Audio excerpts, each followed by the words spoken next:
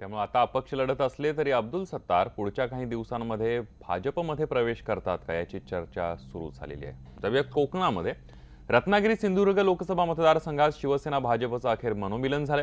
युतीचे उमेदवार विनायक राऊतांना प्रखर विरोध करणाऱ्या भाजपनं पहिल्यांदा स्वतंत्र मेळावा घेऊन राऊतांच्या प्रचारात सहभागी होण्याचं ठरवलं आणि त्यामुळे राऊतांना दिलासा मिळालाय। पण अखेरच्या टप्प्यामध्ये झालेलं हे मनोमिलन मतांमध्ये कितपत परिवर्तित होईल याबाबत मात्र कार्यकर्त्यांमध्ये संभ्रम आहे।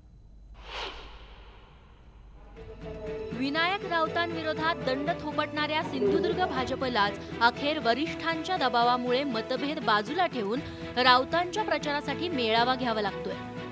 निवडणुकीच्या घोषणेनंतर पहिल्यांदाच भाजपचा समर्थन मेळावा झाला। त्यात हजेरी लावणाऱ्या विनायक राऊतांनीही 4 वर्षात झालेल्या आपल्या चुका पदरात घ्या असं भावनिक आवाहन भाजपच्या कार्यकर्त्यांना केलंय।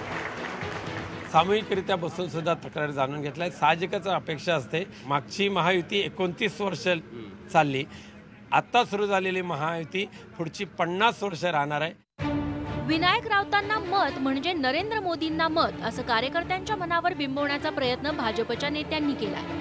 पण नारायण राणेंच्या स्वाभिमान पक्षानेही या आधीच पंतप्रधान म्हणून नरेंद्र मोदींनाच पाठिंबा जाहीर केलाय। पण राणेंचा पक्ष आता एनडीएत नसल्याचं युतीच्या नेत्यांकडून सांगितलं जातंय। स्वाभिमान पक्ष हा प्रथमतः एनडीएचा एक घटक पक्ष होता, पण विरोधात निवडणूक लढल्यामुळे कदाचित आता तो आमच्याबरोबर नाही। महाराष्ट्रातली युती ही अभेद्य युती आहे, त्यामुळे जो लोकांमधला संभ्रम आहे तो दूर करण्याचं काम मी माझ्या भाषणातून केलं। मी सन्माननीय विनायक राऊत, धनुष्यबाण आणि शिवसेना भाजप युती हाच आमचा उमेदवार असेल।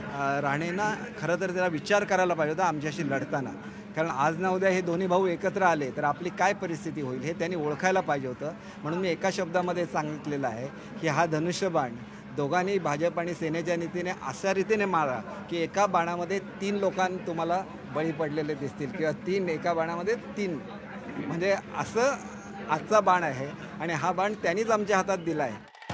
विशेष म्हणजे 2014च्या विधानसभा निवडणुकीत युती नसतानाही रत्नागिरी सिंधुदुर्ग लोकसभा मतदारसंघातल्या 5 विधानसभा मतदारसंघात शिवसेनेचे आमदार निवडून आले। त्यामुळे साहजिकच राऊतांना विजयी करण्याची जबाबदारी भाजपऐवजी सेनेच्याच आमदारांना अधिक घ्यावी लागणार आहे। यात आता भाजप कार्यकर्त्यांची 100% साथ मिळते का हे 23 मे रोजी स्पष्ट होणार आहे। शिवसेना भाजपा युती झाल्यानंतर आता राज्यात ठिकठिकाणी युतीच्या उमेदवारांना निवडून द्या म्हणून सांगत भाजपा शिवसेनेचे नेते कार्यकर्त्यांचं मन वळवण्याचा प्रयत्न करतायत। परंतु शिवसेना भाजपा युतीचा अंगरखा गेल्या 4 वर्षात इतक्या ठिकाणी फाटला आहे की या अंगरख्याला रफू करता करता या नेत्यांची दमछाक होते आहे। त्यामुळे युती जरी झाली असली तरी कार्यकर्त्यांच्या मनातला असंतोष आणि खतखत कायम आहे।